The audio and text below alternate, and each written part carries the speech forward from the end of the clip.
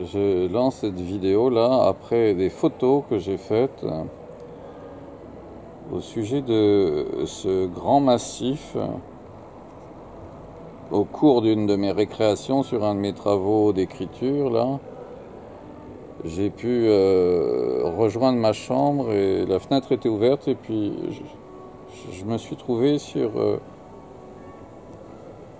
cette grande fresque, comme fresque, qui était devant la fenêtre, mais au stade antérieur. Ça fait un bon petit quart d'heure que j'ai pris cette récréation pour photographier en détail, assez détaillé, pas énormément, mais quand même un peu détaillé, cette énorme fresque qui a commencé par un moustachu là. Il y avait un moustachu qui a changé là, qui s'est transformé en ça.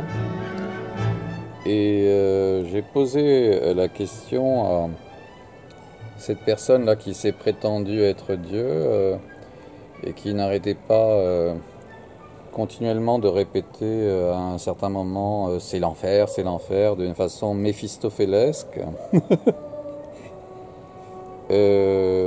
Si ce qu'il voyait était réellement pas plutôt le paradis, des images qui nous sont données, offertes, absolument merveilleuses, gratuites, admirables,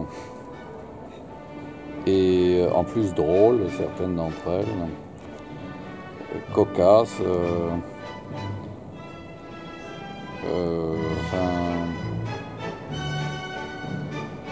par un très grand artiste que nous avons nommé le grand architecte de l'univers, qui a à voir avec la personne qui est en train de vous parler.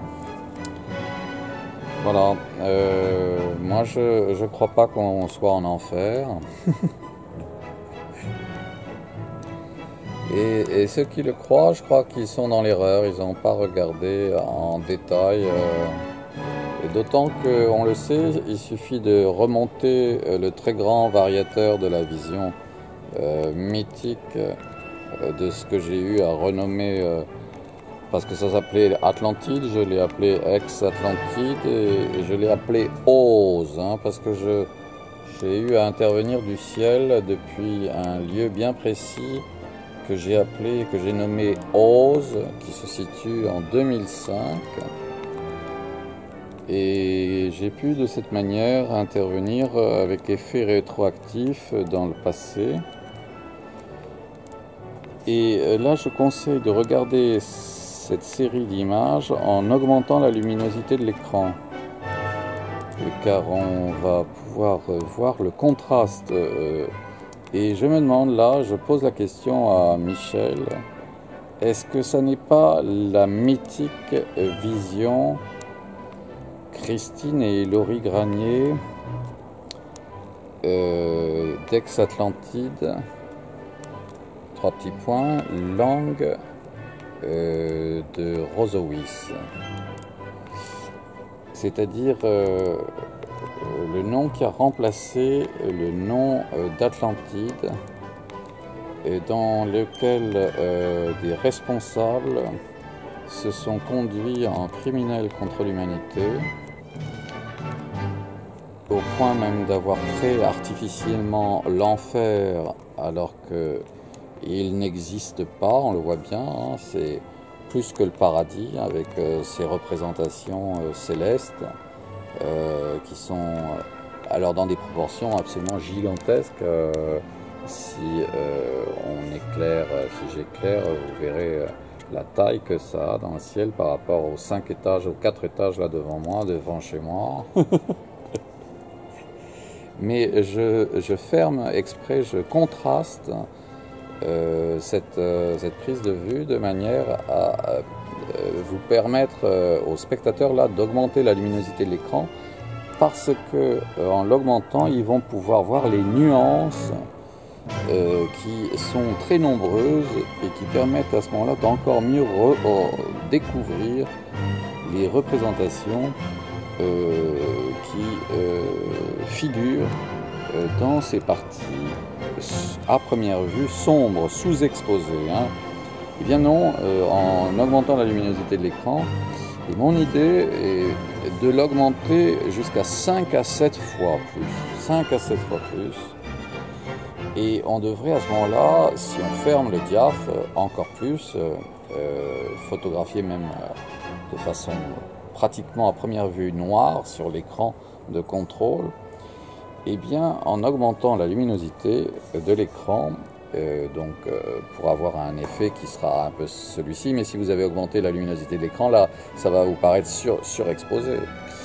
Eh bien, vous décèlerez, vous pourrez déceler ces infinis détails qu'on ne peut voir que quand l'écran est beaucoup plus lumineux, mais que les prises de vue ont été photographiées avec mon autre innovation, en plus que de celle-ci des écrans gyroscopiques plats, beaucoup plus lumineux, qui consiste à fermer le diaph beaucoup plus à partir de 22 ou de 16, avant la fermeture totale à 44. Eh bien, on pourra à ce moment-là, à 43,99, par exemple, si on filme en 64K, pour avoir encore plus de pixels et de définition, alors que là, nombreux films déjà enregistrent en 4K, au moment où moi je ne photographie là qu'en HD, c'est-à-dire au-dessous comme qualité. Et bien, on devrait avoir infiniment plus de nuances et par exemple là pouvoir découvrir ce que ça représente en suréclairant l'écran. Donc voilà cette très très belle sculpture. Je vais arrêter là la séquence vidéo. Je rappelle qu'il y a les photos qui précèdent cette séquence qui sont à monter avant celle-ci. Et puis les photos qui suivront, parce que j'ai l'intention de continuer à analyser, à explorer cette œuvre-là qui m'est offerte au cours de cette récréation que je prends au grand plaisir à partager avec tous ceux qui aiment, comme dit le poète, les merveilleux, entre guillemets, donc les merveilleux nuages.